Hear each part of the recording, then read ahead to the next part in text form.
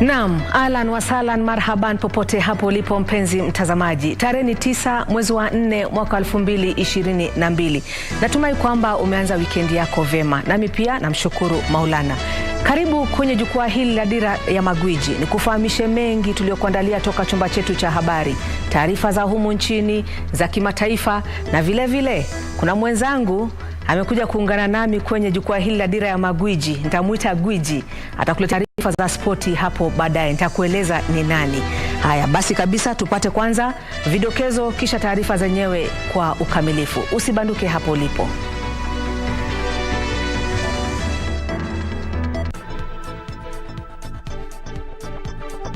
We are calling the Council of Governors to stand together with the unions to demand for the increase of funds to the counties, because we are going to see a situation whereby the doctors, the healthcare workers, the nurses are not being employed. So the public will actually not see any changes in the healthcare. Chama cha KMPDU chalalamikia kiasi cha pesa kilichotengewa sekta ya afya.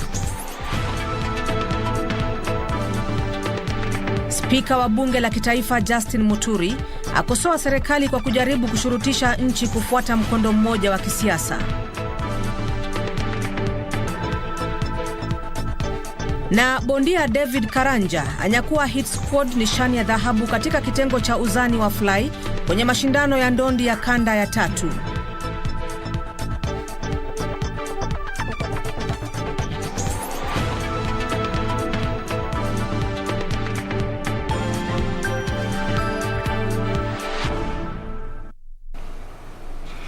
Naam, hizo zilikuwa vidokezo. Taarifa kamili. Kwanza waweza kutufuatilia kwa ukamilifu kupitia mitandao yetu ya kijamii ambayo ni YouTube, Twitter, Facebook, Instagram na vile vile at KBC Channel 1 na pia at Pauline Sheghu. Mwenzangu anayenisaidia kwa lugha ya ishara sio mwingine ila ni Lucy Mwaura. Karibu sana Lucy, tuandamane hadi tamati. Taarifa kamili. Mimi naitwa Pauline Sheghu. Tuangazie masuala ya afya hapa, ambapo chama cha wahudumu wa matibabu na wataalamu wa meno humu nchini KMPDU kimesikitika kutokana na kile kimetaja kuwa mgao wa bajeti usiotosha kwa sekta ya afya. Kwenye bajeti ya mwaka 2022-2023, waziri wa fedha Ukur Yatani alitengea sekta ya afya shilingi bilioni 146.8 ambao ni mgao mkubwa zaidi kuwahi kutengewa sekta hiyo, lakini chama cha KMPDU kimesema kiasi hicho ni 4.4% pekee ya jumla ya bajeti hiyo. Purity Museo anasimulia zaidi. Mnamo tarehe 27 mwezi Aprili mwaka 2001, serikali za nchi za bara Afrika zilitoa ahadi ya kihistoria ya kutengea sekta ya afya 15% ya bajeti zao za kila mwaka.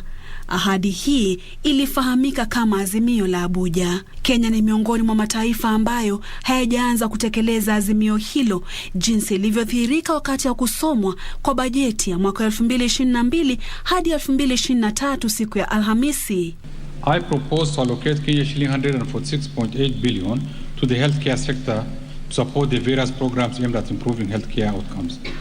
Ingawa waziri wa fedha Ukur Yatani aliutaja kuwa mgao mkubwa zaidi kuwahi kutengewa sekta ya afya, mgao huu ni 4.4% pekee ya jumla ya bajeti hiyo na ni chini ya kiasi cha bajeti iliyotengewa sekta hiyo mwaka jana. The overall budget is low. And even if you look at the aspect to implement the UHC, when you say you want to implement UHC as 62 billion, and we know that UHC encompasses equipment, it encompasses governance, it encompasses the human resource aspect of it, which has not all been mentioned, then it is just a fallacy. Chama cha wahudumu wa afya na wataalamu wa meno aidha kimetuhumu serikali za kaunti kwa kupuuza maslahi ya wahudumu wa afya humu nchini, huku kikitaja hali ya kutowalipa madaktari kwa wakati ufaao. Out of the health budget, about 56% of it goes to the Ministry of Health, which then do not have employees, but then deals directly with training and policy. But despite that, the Ministry of Health has gone against its mandate that has been having. It has been citing a budgetary deficiency in handling some of the important issues in training. If the next pandemic gets us with a budget of 7 billion, while in the same budget you have allocated 87 billion shillings to stalled projects, white elephants, then there's a problem in this country. It's a lopsided allocation. Madaktari wametishia kuhamasisha maandamano ya kitaifa kuanzia mwezi Mei iwapo serikali itakosa kushughulikia maslahi yao. We are calling the Council of Governors to stand together with the unions to demand for the increase of funds to the counties, because we are going to see a situation whereby the doctors, the healthcare workers, the nurses are not being employed. So the public will actually not see any changes in the healthcare. Purity Museo, Darubini. Tukiachana hayo ya afya, tuangazie ya elimu. Awamu ya kwanza ya ujenzi wa junior secondary karibu ikamilike, huku awamu ya pili ikitarajiwa kuanza mwezi ujao. Waziri wa elimu Profesa George Magoha amesema serikali imetoa shilingi bilioni 3.2 kuwalipa wanakandarasi wanaoendeleza ujenzi huo. Magoha alikuwa akizungumza baada ya kuzindua madarasa yaliyokamilishwa katika kaunti za Elgeyo Marakwet na Uasin Gishu. I need to encourage all the other people who are still to complete their classrooms to do so within the next 10-12 days, because when we start the new month, we shall go to the second phase. We shall not go to second phase if you don't complete the first phase. We have paid over 1,300 contractors, so no contractor should think that the government is not able to pay. As a matter of fact, the president released the money, 3.2 billion. The first batch was released about 4 months ago, and it has just been waiting for the workers to collect it. Habari njema hapo kutoka sekta ya elimu. Tuangazie ya siasa. Spika wa bunge la kitaifa Justin Muturi ameshtumu serikali kwa kujaribu kuelekeza taifa hili kwenye mrengo mmoja wa kisiasa. Muturi, ambaye chama chake kilitia saini mkataba wa kujiunga na muungano wa Kenya Kwanza, amedai kuna njama ya kutumia tume ya uwiano na utengamano wa kitaifa kuhujumu uhuru wa kujieleza. Spika wa bunge la kitaifa Justin Muturi, ambaye pia ni kiongozi wa chama cha DP, ni wa hivi punde zaidi kujiunga na muungano wa Kenya Kwanza. Muturi alitia saini mkataba wa kujiunga na muungano huo na William Ruto, Musalia Mudavadi na Moses Wetangula siku ya Jumamosi.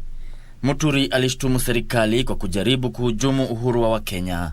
Nobody should deceive themselves that by whatever machinations, whatever designs, they are going to coerce and intimidate Kenyans from the path of self-actualization, which I dare say will be realized on the 9th of August. As we converge here this morning, we are persuaded that we are on the right side of history, and this election is going to be determined by the people of Kenya. The people of Kenya have resisted blackmail. The people of Kenya have stood against threats. Uamuzi huo wa Muturi unajiri baada ya msururu wa mazungumzo na hatua za kisiasa. Naibu Rais William Ruto amekuwa kwenye harakati za kujizolea kura kutoka eneo la Mlima Kenya, na uamuzi huo wa Muturi huenda ukapiga jeki azma yake katika eneo hilo. Wale wanafikiria ya kwamba watatupanga, ati wanafikiria ya kwamba watatumia vitisho na watatumia deep state, ati na ingine inaitwa system, na ati watapanga wa Kenya. Tunataka kuwaambia mutajua hamujui. Today, Kenyans should actually internalize that the head of the legislative arm of government is also sending a very clear message to the Kenyan people. Speaker Kenneth Makelo Lusaka is in Kenya Kwanza. Speaker Justin Bedan Njoka Muturi is with Kenya Kwanza. Now the other arm that is left is a mirage called the deep state. Hatua hiyo ya Muturi kutia saini mkataba na muungano wa Kenya Kwanza inajiri huku makataa ya kuwasilisha makubaliano ya miungano ya kisiasa yakikamilika siku ya Jumamosi. Viongozi wa muungano wa Kenya Kwanza sasa wako na imani kuwa kujiunga kwa Justin Muturi katika muungano wao kutaongezea nafasi zao kushinda uchaguzi mwezi Agosti. Nikiripotia Darubini, mimi ni Geshuki Washira. Taarifa hiyo ya Kenya Kwanza inanipa fursa ya kupata kopo la maji. Wacha nipunge hewa kidogo, nitarejea na taarifa zaidi. Lakini endelea kutufuatilia kwa ukaribu kupitia mitandao yetu ya kijamii ambayo ni YouTube, Twitter, Facebook na vile vile Instagram. Yote ni @KBC Channel 1 na vile vile @Pauline Sheghu. Na kuomba usibanduke hapo ulipo, ninazo taarifa mingi, taarifa ambazo tumekusanya. Haswa kuna taarifa moja speciali ambayo tutakudokezea tu hapa saa 1, kisha mwendo wa saa 3 kamili tutakuletea taarifa zenyewe kuhusiana na maumbile ya kijinsia. Kwa hivyo usibanduke.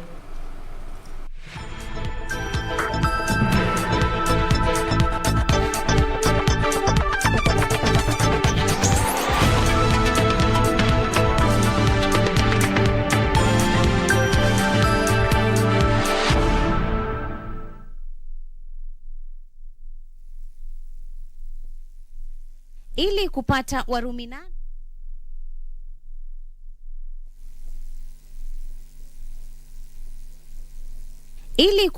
Warumi 8 kama skiza tune kwenye simu yako, bonyeza *811 *815#.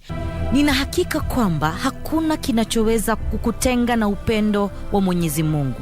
Si kifo, si malaika, si vitu tulivyokuwa navyo au tutakavyokuwa navyo, si mamlaka au chochote kitakachoumbwa. Warumi 8:38 hadi 39. Kupata Warumi 8, bonyeza *811 *815#. *811 *815#. I'm very much comfortable the way I am. Very much comfortable the way I am. For decades, the society has considered Dolan a mystique, whose sense of fashion and personality have remained a mystery to many. I'm a woman, and again, I'm a man, and I can also have my menses just like women. Join Sheila Kayaro Yogo this Saturday on 9th April and this Sunday on 10th April at 9 p.m. as she brings you the story, My Gender Paradox, exclusive to KBC Channel 1.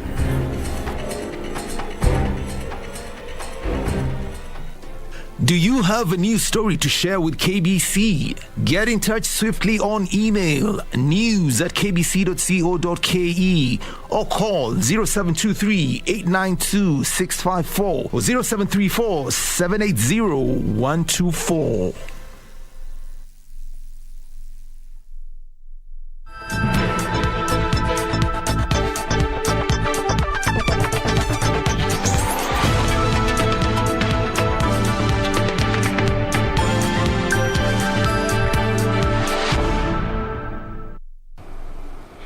Karibu tena mpenzi mtazamaji, ni furaha yangu kwamba unazidi kulienzi KBC Channel 1. Tuelekee kaunti ya Mwingi. Ilikuwa shangwe katika gereza la wanawake la Mwingi huko Kitui baada ya msichana wa miaka 22 ambaye alihukumiwa kifungo cha miaka 3 gerezani kwa uhalifu ambao hakufanya kuachiliwa huru. Hongera kwake. Ann McKenna amekuwa gerezani kwa miezi 7 baada ya kukamatwa mnamo mwezi Oktoba mwaka jana kwa kuuza bidhaa zisizo na leseni bila kujua katika duka la mvinyo alilokuwa ameajiriwa. McKenna hakuweza kuficha furaha yake alipokuwa akiwaaga wafungwa wengine baada ya wahisani kumsaidia kulipa faini ya shilingi 100,000. Ben Chumba anaripoti zaidi. Ann McKenna mwenye umri wa miaka 22 anawaaga wafungwa wengine ndani ya gereza la wanawake la Mwingi, kaunti ya Kitui. Uso wake unaelezea furaha aliyonayo, ila miezi 7 iliyopita McKenna alihukumiwa kifungo cha miaka 3 gerezani kwa kosa ambalo anasema hakulifanya. Mama mwenye alikuwa amekuanjili anakuambia enda ukubali, after hiyo nitakutolea bond utoke. Mimi nilienda nikakubali. Nilienda tu nikasoma mashtaka na judge, nikakubali immediately, nikasema yes. Makena alifumaniwa na maafisa kutoka shirika la kukadiria ubora wa bidhaa KEBS kwa madai ya kufanya biashara ya vileo bila leseni. Nikapewa faini ya 100,000 shillings, Kenya shillings, ama 3 years in prison. After that, my boss mwenye alikuwa ameniambia nikubali, and these officers wenye walikuwa wanasema nikubali sitafungwa, they let go. I didn't know where they went. Baada ya kile anachosema ni usaliti kutoka kwa mwajiri wake, Makena alishindwa kulipa faini ya shilingi 100,000, hali iliyomlazimu kutumikia kifungo hicho. Ila miezi 7 baadaye, nehema ya wahisani ikamfikia Makena na ndoto yake ya kuendeleza masomo huenda sasa ikatimia baada ya wahisani kumsaidia kulipa faini ya shilingi 100,000. Today I'm very super excited. I don't want to say but to thank you Kenyans who contributed. Niko furaha hata kwa moyo wangu sana. Mtu wamenisaidia na wakasikia peni hiyo Makena akonayo na hiyo mama yake akonayo. Sasa muende kusaidia watu na watu waende kumuombea mazuri ndio muweze kuinuka na muweze kubariki watu wengine kama mimi. I'm also continuing with the journey of shouting justice for them and ensuring that those who have come to prison without committing offenses, they have got justice. We have fought for many through several well-wishers and lawyers from all corners of the country, and Makena is an example of one of them whom we have trying to shout justice for her, and that's why we are celebrating our release today. It's going to be a pushback. People will ask questions, but I'm happy that we had a team that was so dedicated to this, the human rights defenders, constitutional lawyers even. And of course, when so many people come in, sometimes you get excited about the case and then move on to the next story. But I'm hoping this is a second chance for this young woman. The prison has not hardened her, but it will make her realize that she is loved. Ben Chumba, Dira Magwiji. Furaha iliyoje, uhuru kwake Ann Makena. Lakini mimi ningependa kuomba radhi, nilisema kaunti ya Mwingi, sio kaunti ya Mwingi bali ni kaunti ya Kitui, gereza lililoko eneo la Mwingi. Naomba radhi mpenzi mtazamaji, unajua tena saa zingine mdomo uteleza. Tukiachana hayo, nilikudokezea kwamba tunayo taarifa spesheli. Taarifa hii itaweza kujia mwendo wa saa 3 kwa ukamilifu. Ni taarifa ambayo ningekusihi usiweze kukosa kuitazama. Hapa tutakudokezea tu kidogo taarifa yenyewe inavyosema. Ni kwamba kwa miongo mingi jamii imemchukulia Mtume Dalan Ruki kuwa mtu wa kustaajabisha ambaye mtindo wake wa mavazi haueleweki. Katika awamu ya kwanza ya msururu wa makala ya Kinaya ya Jinsia Yangu, Shila Kayaro Yogo alisafiri hadi eneo la Ndhiwa katika kaunti ya Homa Bay kutafuta majibu ya maswali ambayo yamekuwa katika akili za wengi kumhusu msanii huyu. Huyu hapa Shila na taarifa zaidi.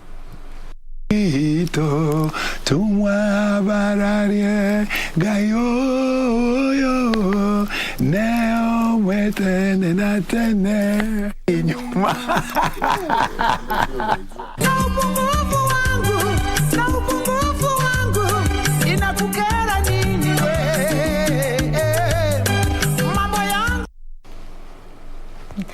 Naam, hicho kilikuwa tu kionjo.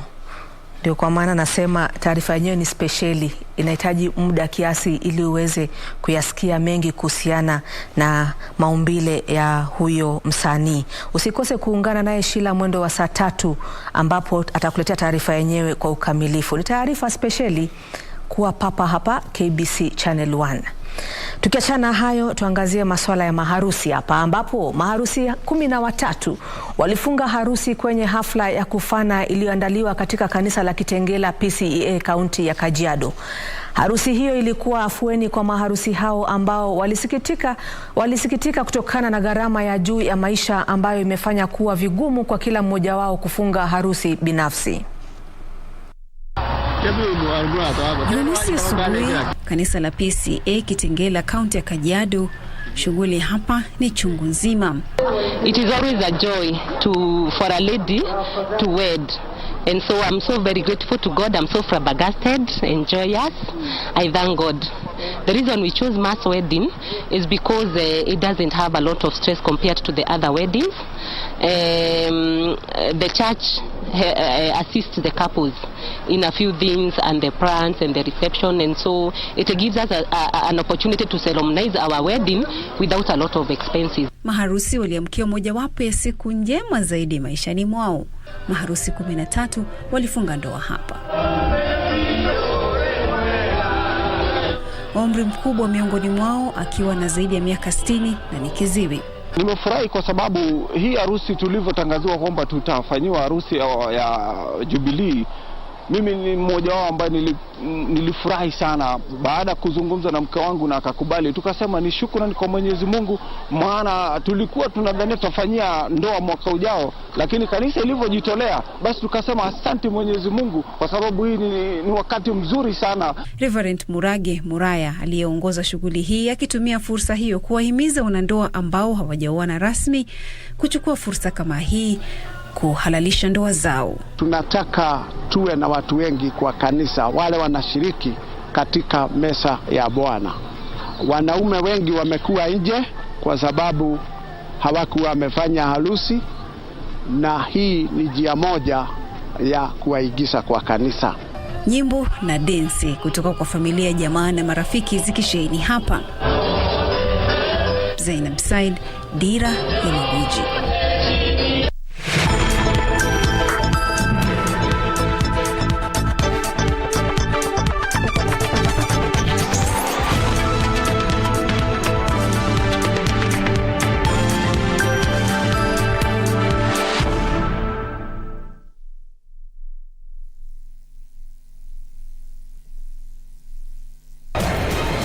The legendary run to Olympia Stadion in Berlin is now less crowded, with only 4 teams out of 64 still in contention. Something more outstanding is that all of the sides to have won the DFB Pokal over the last 29 years are already out this year. And Leverkusen are knocked out by a Bundesliga 2 side. In the first DFB Pokal semi-final, Hamburger SV will face Freiburg on Tuesday, the 19th of April 2022 at 9:45 p.m. While in the second semi-final, RB Leipzig will lock horns with Union Berlin on Wednesday, the 20th April 2022 at 9:45 p.m. Having braced the turbulent journey and buoyed up with the trophy in sight, no team want to go down without a fight. You don't want to miss this adventurous football show, live and exclusive on KBC Channel 1. KBC Channel 1, your true sports partner.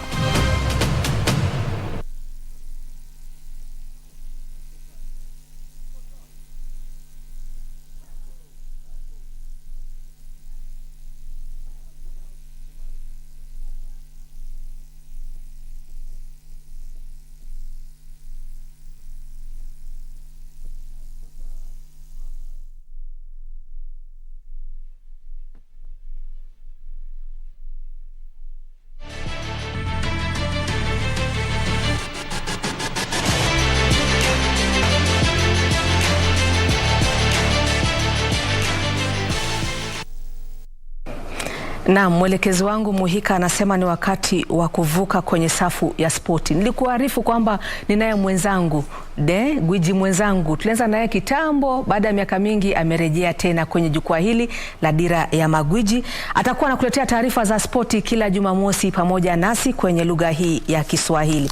Sio mwingine ila ni mwenzangu Isaac Lemoka. Hongera Isaac na karibu sana kwenye jukwaa hili la Dira ya Magwiji. Umekuwa gwiji. Bila shaka, shukrani sana na kwa ukaribisho wako. Nafarijika siku zote kujumuika nawe katika Dira ya Magwiji. Shukrani sana mtazamaji, hujambo na karibu sana katika spoti. Moja kwa moja tuanze na taarifa za riadha, ambapo bingwa wa dunia wa mbio za marathoni Ruth Chepngetich alionyesha umahiri wake mkubwa na kuibuka mshindi kwenye mbio za mita 10,000 kwa wanawake, huku mashindano ya magereza yakikamilika leo katika uwanja wa Kasarani hapa jijini Nairobi. Wakati huo huo, Hesbon Ochieng aliibuka mshindi kwenye fainali ya mbio za mita 100 kwa wanaume. Hivi ndivyo mambo yalivyokuwa. Ruth Chepngetich alitawala mbio hizo tangu mwanzoni. Bingwa huyo wa dunia aliongoza kundi la kwanza lililojumuisha Alice Arpot na Lilian Chepkorir. Chepngetich alifika utepeni kwa muda wa dakika 31 na sekunde 55 huku Alice Aprot akimaliza wa pili. Lilian Chepkoril aliridhika na nafasi ya 3 kwa muda wa dakika 32. I saw my friend Aprot. First I saw brilliant. I think she was tired and she called me to go forward and I respond and follow Aprot. And when we are in maybe I can say 200 meters or 300 meters, I was seeing her. The pace was slow, and I just have a confidence, and I overlap, and I just kick and won. So I thank God. Race nilikuwa naogopa kiasi, kwa maana tulikuwa na world champion ya marathon. Nilikuwa najua kwamba hata pia si rahisi, lakini tumeanza kusaidiana hadi nambari yenye nimechukua la pili.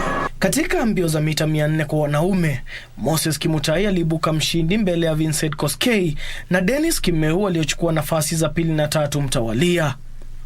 Hesbon Ochieng aliibuka mshindi kwenye mbio za mita 100 kwa wanaume. I think it was in the second K meeting, we ran together with Omanyala at Nyayo Stadium. So it's good to run with such people because they have a good time. So when you are with them, even in a heat, you will perfect your time because you will be chasing him. Even if he's ahead, you will be chasing to close the gap. Mashindano hayo yalitumiwa kuchagua kikosi kitakachowakilisha magereza kwenye mashindano ya kitaifa. Daniel Mwendwa, Dira ya Magwiji. Mashindano ya idara ya magereza hayo. Tuelekee DRC Congo huko ambapo bondia David Karanja alinyakulia hit squad nishani ya dhahabu katika kitengo cha uzani wa fly kwenye mashindano ya ndondi ya kanda ya 3 katika Jamhuri ya Kidemokrasi ya Congo. Tizama jinsi Karanja alivyomlemea bakora Kalongo wa DRC alama 3-2 na kunyakua ubingwa huo. Teresia Wanjiru pia alinyakulia Kenya nishani ya dhahabu baada ya kumshinda Raisa Jofu wa DRC kwenye fainali ya uzani wa light, naye Victor Odhiambo alinyakua nishani ya fedha baada ya kushindwa na Louis Colin wa Mauritius kwenye fainali ya uzani wa light. Aidha, Mkenya mwingine Elizabeth Akinyi pia alinyakua nishani ya fedha baada ya kushindwa na Maeve Changebeni wa DRC kwenye fainali ya uzani wa middle. Sana kabisa pia kwa mazoezi ndio niweza kufika hapa mahali nimefika. Game imekuwa poa, sikuwa na ile uchovu, mwili ulikuwa relax kabisa. So nashukuru God pia na pia makochi na pia nyinyi wananchi kwa ile morali mlikuwa mkitupatia, kutushikilia pia kwa maombi. Nimeshinda gold despite nilikuwa na injury, nijani affect janiletea ngori. Narudisha pia mafans wangu wote shukrani, mamangu na babangu na wakidance BFK pia narudisha shukrani na mafans wote Kenya. Ushindi ni yetu.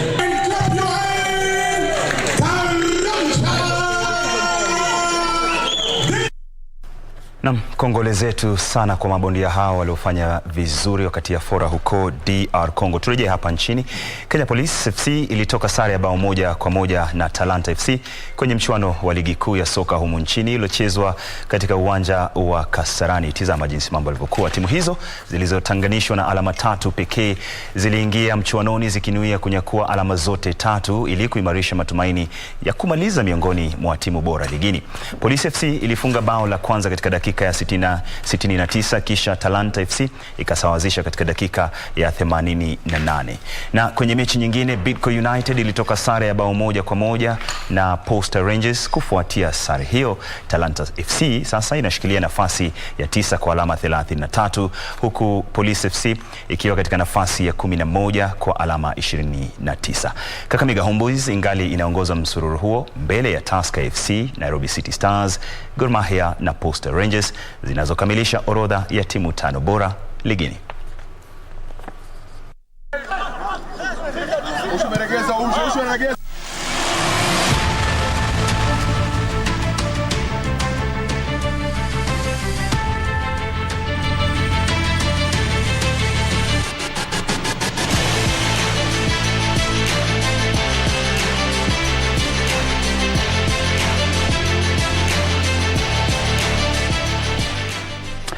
Muda wetu mtazamaji umetupa kisogo sana, mpaka hapo ndo natamatisha Dira ya Magwiji Sporti usiku wa leo. Asante sana kwa utazamaji wako na muda wako. Tupatane hiyo kesho muda na wasaa kama wa leo. Shukrani sana Pauline, Sheghu.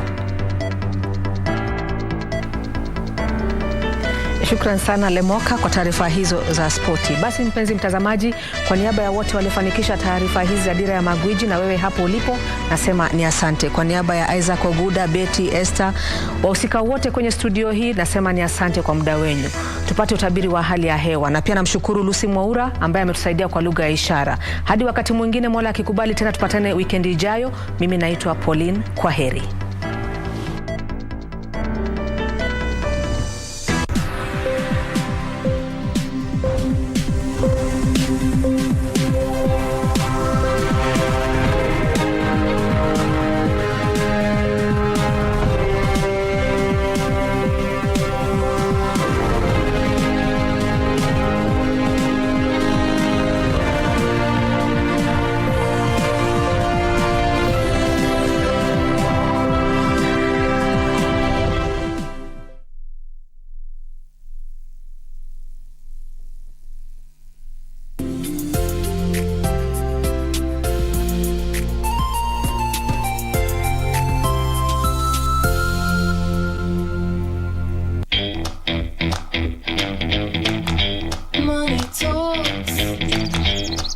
Took me to the cleaners. My house now belongs to the bank. My business, kaput. The booze won't make you any better. Expect your resignation letter on my desk by close of day. Failing that, you'll be receiving a termination letter from me tomorrow. Riddance to bad rubbish.